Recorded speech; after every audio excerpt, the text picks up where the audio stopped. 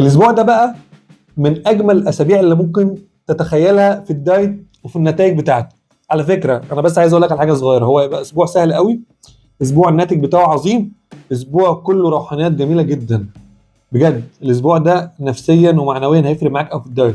كلنا بنحب نتجه في اخر 10 ايام، العشرة الاواخر من رمضان، نكون متجهين للعباده والايمان ومتجهين للحاجات الروحانيه الجميله. الشهر ده مش هيعدي علينا كتير، فاحنا كلنا بنركز قوي في الروحانيات دي، وبنركز قوي في صلاه التراويح، وبنركز قوي في العشرة الاواخر في الاعمال الصالحه. خليك خفيف، خليك خفيف، خلي جسمك خفيف، خلي عندك نشاط. كل ما بتزود نشويات كل ما جسمك بيبقى تقيل وحركتك تقيله واستيعابك لكل حاجه تقيله. كل ما تسحب النشويات من جسمك كل ما يكون حركتك خفيفه وعندك حيويه ونشاط وعندك طاقه كبيره قوي قوي قوي تستمتع باخر 10 ايام هم العشرة الاواخر من رمضان. الاسبوع ده هيفرق معاك قوي في العشرة الاواخر وهيجيب معاك نتيجه حلوه قوي، وهو محصله الاسبوعين اللي فاتوا.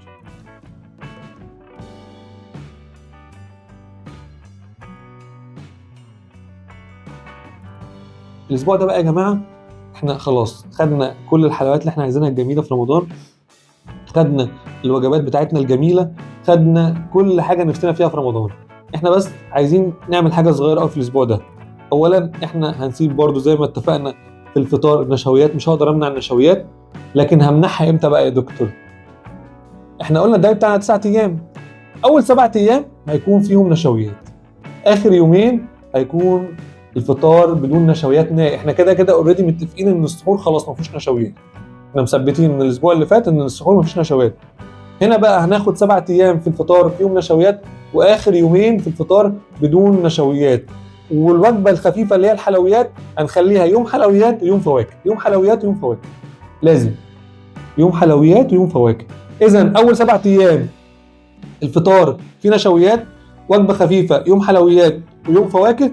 اخر يومين في الدايت الوجبه الخفيفه هتكون ثابته فواكه فقط لا غير، السحور هيكون ثابت بروتين بدون اي نشويات، الفطار هيكون بدون اي نشويات. اذا حميتي الغذائيه قائمه على البروتينات والخضروات والفواكه، ودول من اجمل اليومين لان هم هينضفوا جسمك من كل السموم، هيريحوا جسمك، هيريحوا الهضم، هيريحوا ضيق النفس والنهجان، وتلاقي انت خفيف وعندك حيويه ونشاط قوي. وعلى فكره هم دول اليومين اللي بتسحب بيهم نشويات من جسمك، لان انت هترجع في العيد تاخد فري وهتلخبط، وهنحتاج بقى نرجع نعمل حميه غذائيه جميله جدا تاخد معاك كل الناتج ده. فاحنا بنمهد كمان لليومين او ال3 ايام بتوع العيد. اذا مطلوب منك في الاسبوع الثالث او الفقره الثالثه من برنامج ال9 ايام الدايت الرمضاني الجميل، انت تمنع نشويات في الفطار اخر يومين، انت تمنع نشويات في السحور على مدار 9 ايام، انت سيادتك تاخد اول 7 ايام يوم حلويات ويوم خضروات في الوجبه الخفيفه او يوم فواكه، لكن تيجي اخر يومين تخلي الوجبه الخفيفه هي عباره عن فواكه غير عليه السكريات فقط لا غير، تشرب سوائل كتيره. وهنا في الاسبوع ده مهم جدا المجهود الحركي. اعمل اي رياضه. طب حضرتك ما بتعمليش رياضه؟ قومي نضفي البيت، روقي، اتحركي، هاتي خضار من السوق، اعملي مجهود حركي، امشي، روحي، تعالي، اتحركي، خلي مثلا عندك اي رقص زومبا في البيت، اي حاجات حركات هوائيه في البيت، اي ابلكيشن عندك، اي تمارين من على الموبايل، اعملي رياضه 20 دقيقه يوميا لمده 9 ايام.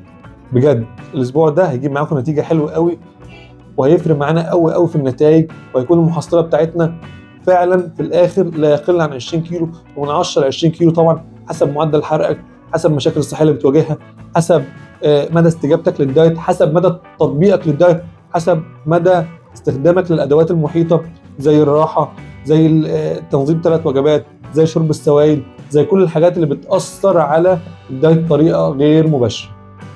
احنا كده قلنا الاسبوع الثالث او الفقره الثالثه، كملوا معانا باقي الحلقات علشان ناخد الاسبوع النهائي لشهر رمضان، والاسبوع ده هيكون هو الاسبوع المسؤول عن كل تصريف الدهون. لكن قبل ما نروح له هناخد هدنه، هنقول لكم الهدنه دي هتكون عباره عن كام يوم، هنشرح لكم الكام يوم دلوقتي ونقول لكم احنا هنمشي فيهم ازاي.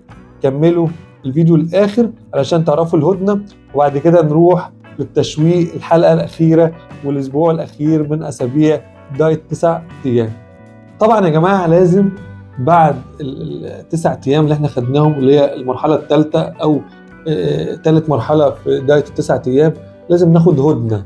الهدنه دي هناخدها علشان الاسبوع اللي بعده هيكون اسبوع قاسي شويه، هيكون هو طبعا زي ما قلنا هو محصله الاسابيع اللي فاتت، فلازم قبل ما اروح لمحصله الاسابيع اللي فاتت اخد هدنه. الهدنه دي هي ليها هدف علمي وليها هدف زي ما بيقولوا معنوي او نفسي. الهدف العلمي ان انا لازم اخد وجبات خادعه للجسم عشان اقول للجسم انا ما بعملش دايت، انا وقفت الدايت، انا باخد حاجات فيها سعرات كتيره، انا بعك، انا مش ماشي على دايت، عشان لو الجسم بدا يكون ريزيستنت من الدايت بتاع رمضان ويبدا ما يقاومش ويبدا يسيب نفسه للحميه الغذائيه ويرجع ينزل بسهوله. الهدف المعنوي ان انا ما اكونش ضاغط على نفسي ومتضايق ان انا مستمر على دايت بقيلي اكتر من 30 يوم. بالاضافه طبعا ان احنا كده كده بنحط اصلا يوم فري كل 9 ايام، بس احنا برضو بنقول ان احنا بندي نفسنا هدنه علشان نطلع من مود الدايت ونعيش اجواء جميله عشان نرجع بقوه قوي، لان الاسبوع اللي بعده هيكون اسبوع قاسي شويه ومحتاج انسان واخد راحته جدا واخد كل احتياجاته. هناخد هدنه. الهدنه دي هتكون طبعا يومين، اول يومين في العيد هنلخبط فيهم براحتنا، بس واحنا بنلخبط في العيد انا هنصحكم كام نصيحه كده لازم تمشوا ورا النصايح دي. اول نصيحه لازم سيادتك تكون حريص على البروتين.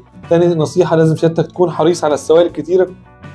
ثالث نصيحه سيادتك لازم تكون حريص على النشويات في فترات صباحيه مبكره. يعني خلصنا رمضان، مش لازم تاكل لي بالليل الساعه 12 بالليل عيش ورز مكرونه، يا باشا كل الظهر، يا عزيزتي الفاضله كلي الظهر، كلي في وجبه الغداء، بلاش تخليها بالليل، ما انت خلاص فتره مش لازم تخلي وجباتك كلها بالليل. لخبطي براحتك بس الصبح بدري، اشربي ميه كتيره، كتري البروتين، افطري براحتك، بس تعالي بالليل لم الدنيا شويه. فخدي يومين براحتك خالص، خدي اجواء العيد معاكي من يومين ل3 ايام. تقدري تاخدي اول يومين او 3 ايام العيد هم هدنه وفري وتاخد طاقه ايجابيه وتستمد قوتك كلها علشان تروح الاسبوع اللي بعده، الاسبوع المحصله للاسابيع اللي فاتت اللي هتاخد فيه ناتج النزول القوي جدا جدا جدا. تابعوا الحلقه الاخيره من برنامج 9 ايام، تابعوا الحلقه الاخيره عشان نوصل لرجيم 9 ايام اللي بينزلنا من 10 ل 20 كيلو، هيفرق معانا قوي. استنوني اكلمكم الحلقه اللي جايه عن اللي هيحصل. شكرا.